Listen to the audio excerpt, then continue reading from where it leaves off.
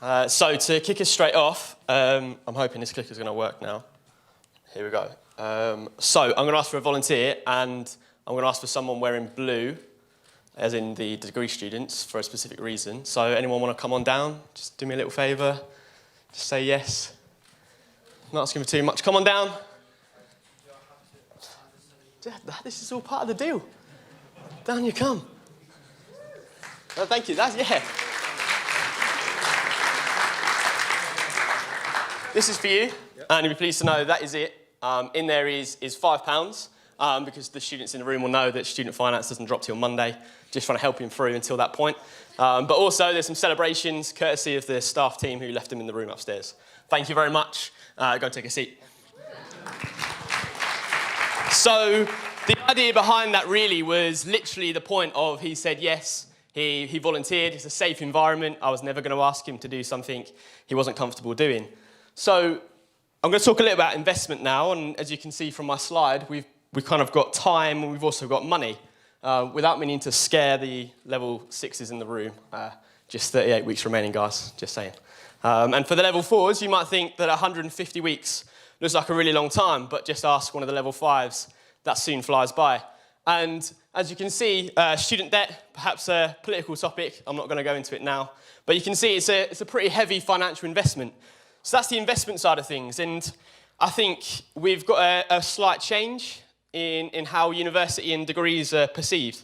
So you might have previously thought that it was a single track.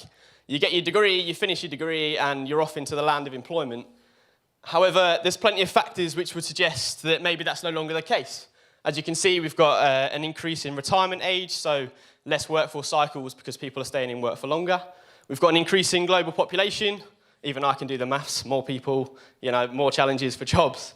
And finally, you've got a higher number of graduates. And as I mentioned, perhaps maybe 5 to 10 years ago, if you had an undergraduate degree, it would stand you in really good stead and help you stand out from the crowd. But actually, as more people get those, perhaps the value starts to drop. So 75 applicants per vacancy is the current stat. So for every job that gets posted, there'll be 75 applicants. Just to give you a couple of visualizations of that, that is everyone on the FBL program. Level 4, 5, 6. We're all competing for one job.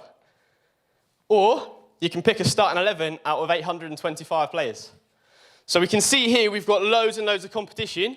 So when our train does come to the end of the undergraduate study track, maybe we need to take a slightly different approach. As you can see, Paddington Bear, obviously other films are widely available. But this is a split approach. So we're studying as well as getting as much experience and taking as many opportunities as we can.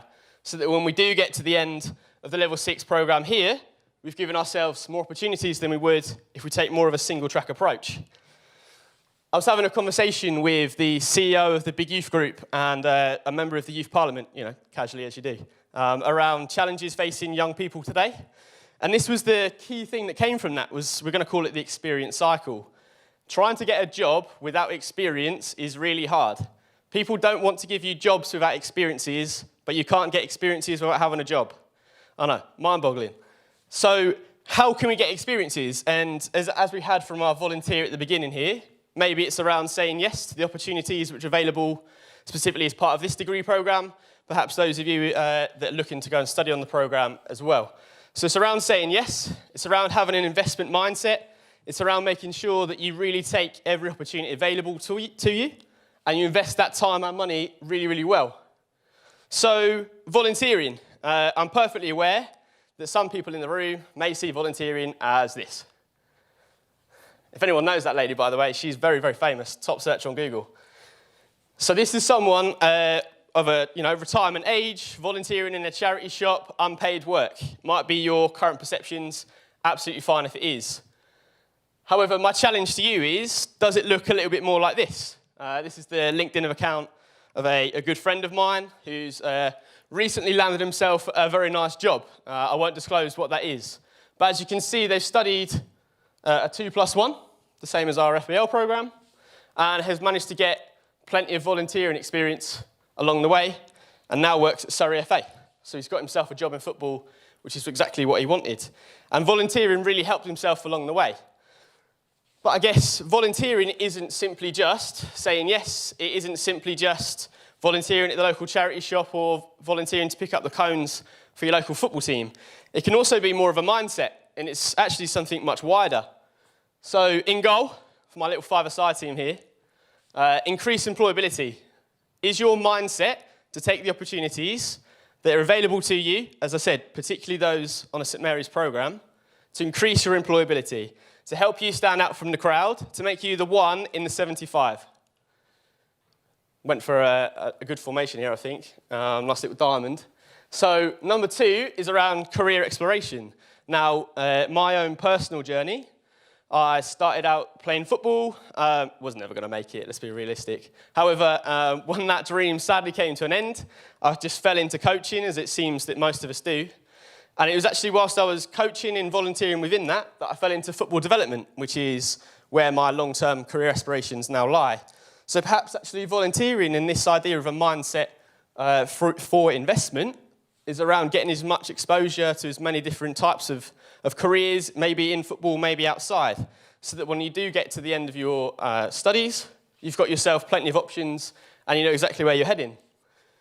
Going into midfield, networking.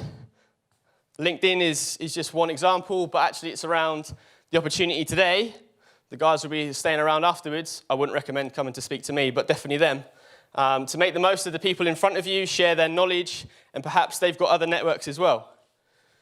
Demonstrating motivation. I was volunteering for a local county FA back home, go on Somerset. And the guy said to me, actually, if you do this amount of work for us for free, imagine what you would do if I started to pay you. Now, naturally, my first thought was, well, why aren't you paying me? But that's beside the point. It's actually around demonstrating the motivation that you have for the role. And it's exactly that. If we go back to trying to help yourself to stand out, you know, people want the best. That's the natural side of the fact that there's so many people applying for so few roles. They can really pick the best of the best. Finally then, my Tammy Abrahams is around personal development. And it's much wider than simply increasing your employability.